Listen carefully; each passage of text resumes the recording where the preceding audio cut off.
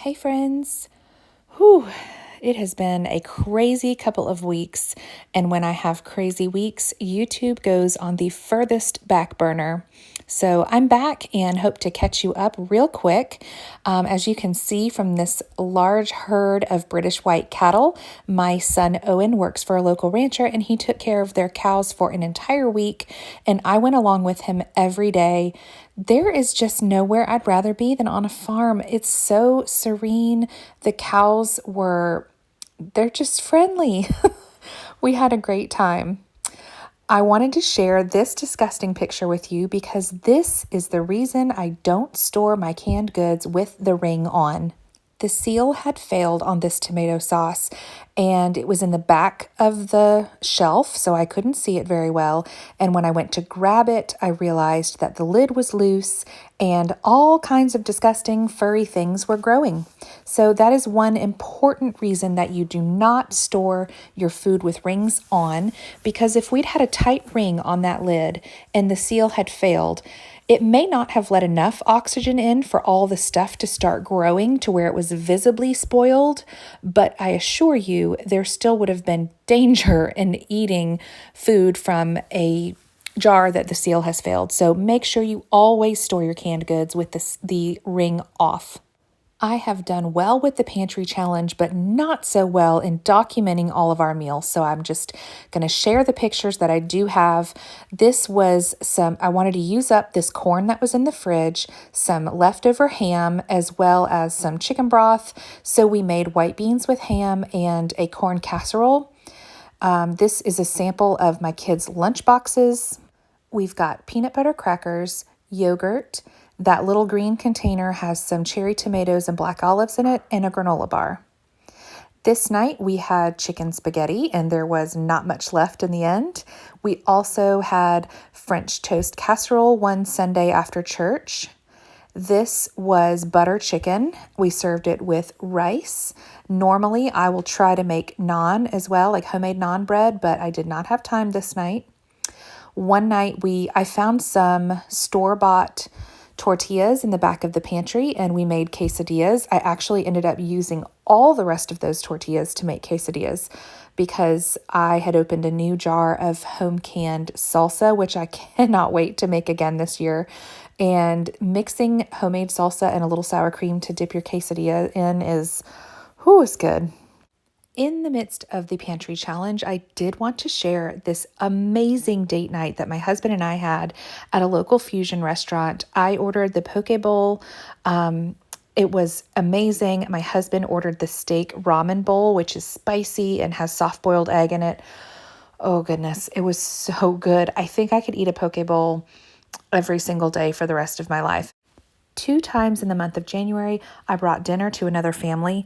This particular night, I went ahead and made 2 lasagnas, one for them, one for my family, and I mixed in some finely diced zucchini and mushrooms in with the meat and marinara sauce to hide some extra veggies in there, and I always add a bit of extra cheese when I do that. The lasagna was a big hit, and it didn't take any more extra time or effort to double it for another family. One night, I pulled some Spanish rice that had some meat mixed in it out of the freezer, and I also pulled 2 quarts of pinto beans out of the pantry that were already cooked and pressure canned, and I made pinto beans with Spanish rice and cornbread for dinner.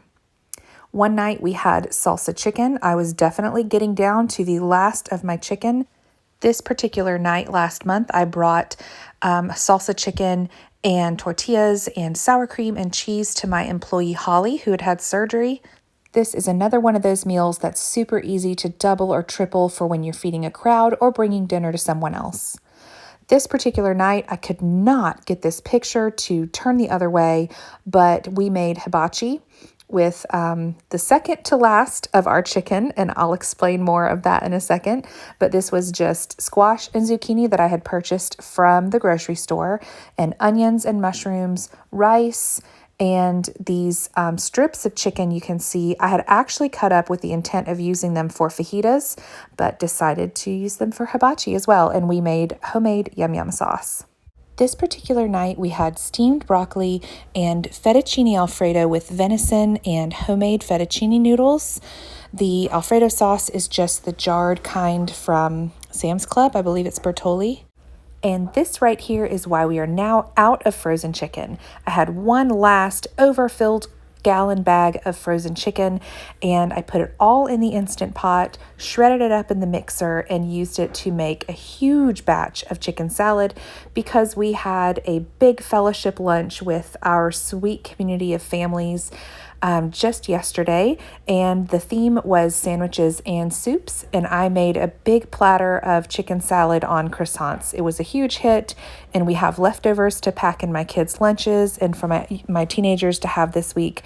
I have no regrets for using the rest of my chicken for that purpose. All right, friends, I am throwing in the towel for the 2023 Pantry and Freezer Challenge. I'm just done.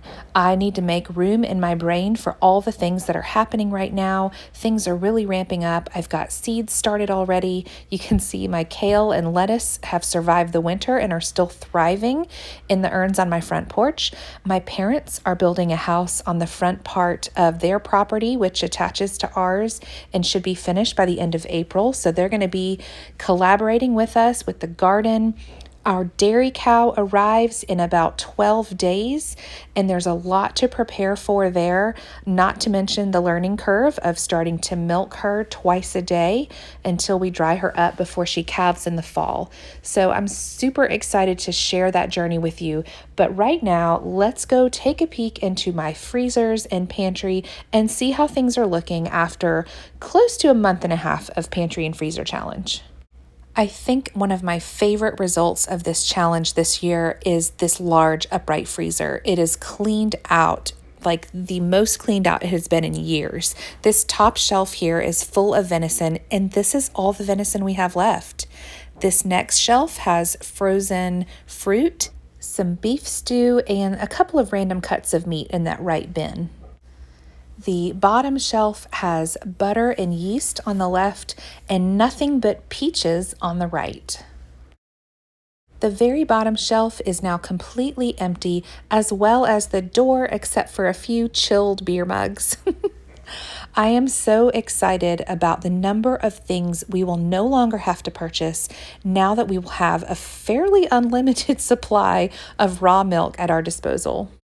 In our really small upright freezer, we have some frozen buttered chicken that will be great to pull out and simply make some rice for the next time I need to use it, as well as a couple of quart bags of little mini potatoes from the garden last year. There are 2 steaks and some frozen veggies, more frozen veggies, and some handmade sausage patties, garlic, and frozen lunch meat and pepperoni. Now into the pantry. This is another space that just makes me really happy. Honestly, we've hardly even made a dent in these shelves that I'm showing you right here, except for the oatmeal on the top shelf. We've worked our way through that, but we still have so many condiments, pasta, corn muffin mix, and other sauces.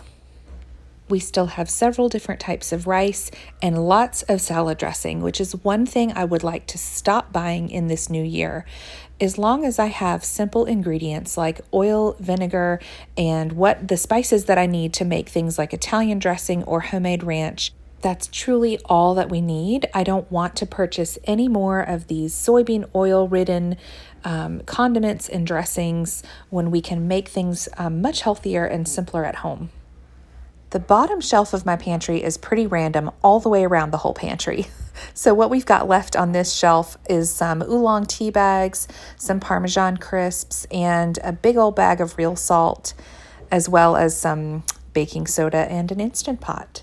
Up top, I still have not touched all of that tomato paste, but I do intend to make a huge batch of marinara sauce and pressure can all of that before gardening season ever begins. I've got this shelf up here with applesauce and cream of mushroom and cream of chicken soups. Definitely another thing that I plan on not purchasing any longer. I will continue to purchase coconut milk, but I don't need to keep quite as much on hand as I have the last couple of years. We're getting pretty close to the sell-by date on a lot of those, which doesn't mean a whole lot with regards to coconut milk, but it's still important to keep in mind just to see how long I've had it without even using it.